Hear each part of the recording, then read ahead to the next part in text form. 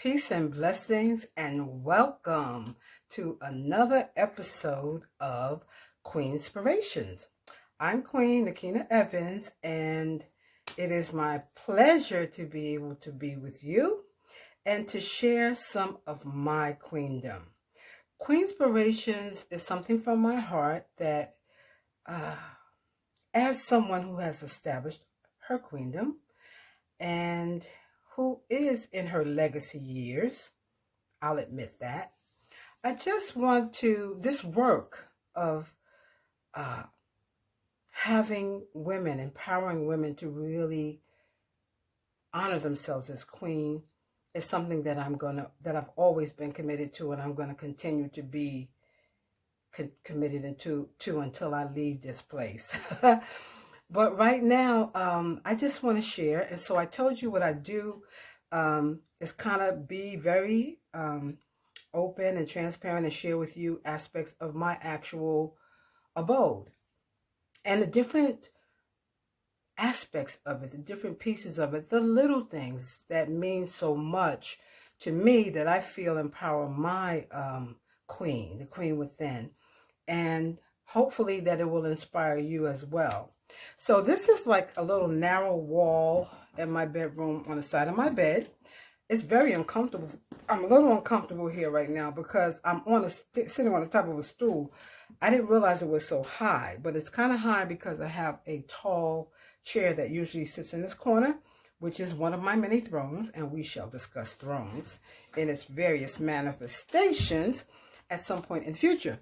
But this is what I decided to share in my QueenSpiration episode today. There are actually 4 pieces on this wall. The one above my head is, and I'll have the picture here so you can see it in better detail.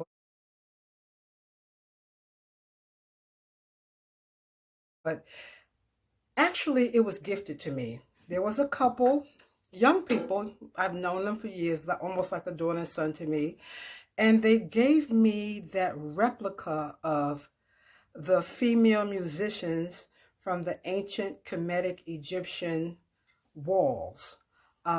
This I've seen in the museum with my own eyes many years ago in my research, and it's authentic. They're brown, they have locks, and needless to say, when it was given to me, I was totally overjoyed. I mean, I felt like, wow, they really get me. This is their replication of, this is what they decided they wanted to give me on my Earth Day as honoring me as queen. So I've had that for many, many years.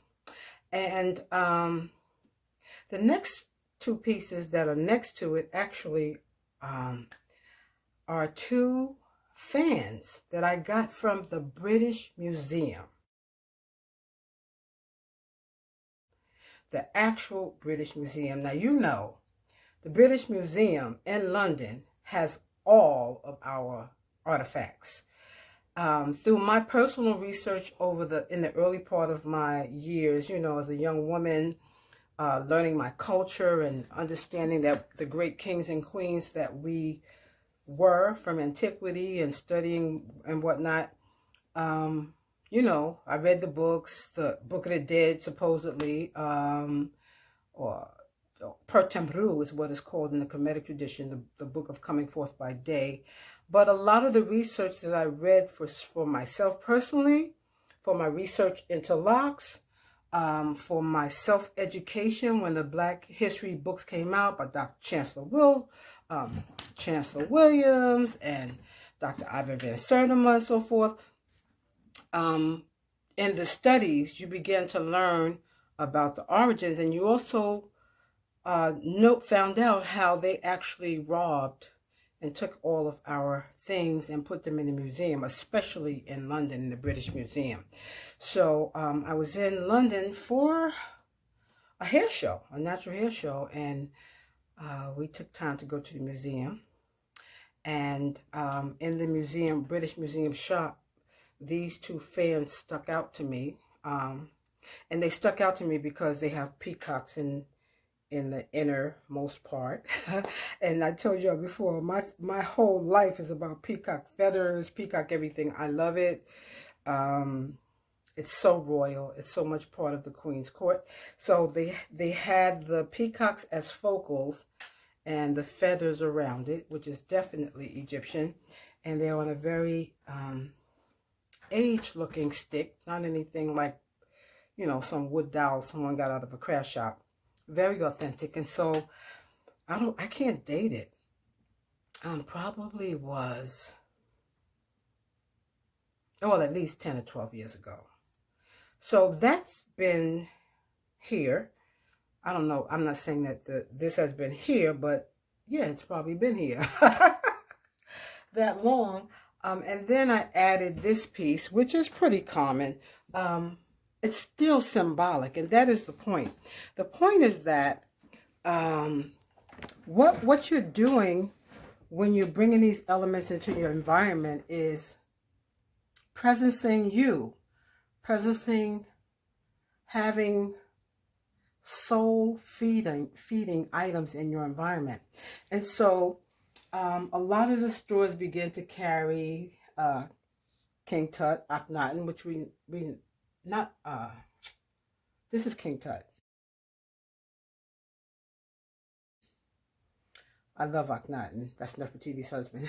I always want to call him first. But this King Tut was like the more public view, and you know, they have all kinds of papyruses and pictures. And I took this out of a frame. Someone gave it to me. This too was a gift. And actually, what it symbolizes to me, I put it up here, and it should be in a gold frame. It really should be. I was looking at that today, so that'll happen. But what it symbolizes to me is completion. This is showing me the Queen and the King together.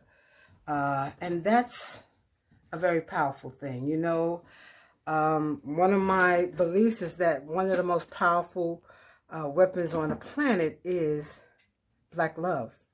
The King and the Queen together as one. So this is my Queen wall, I guess. One is kind of like representing Queen. And it's, you know, when I was thinking about what I wanted to share, I was like, you know, because I have a lot of little things around, and I was like, this is very overtly Queen, you know, and you don't necessarily have to have things that like shout out Queen, but this is just what's here in my space as I begin to take a look and wonder at the things that I have in my space. It's an interesting journey. So be inspired, Queen. I don't know what your vision of Queen might incorporate for you, but you definitely want to put Queen in your environment so that it's reflecting back to you. So until the next time, this was a very awkward position. Wow. But I wanted to get to you and share that with you, and stay tuned for the next episode of QueenSpirations. I'm looking to come to you twice a week. So I'll see you soon. Peace.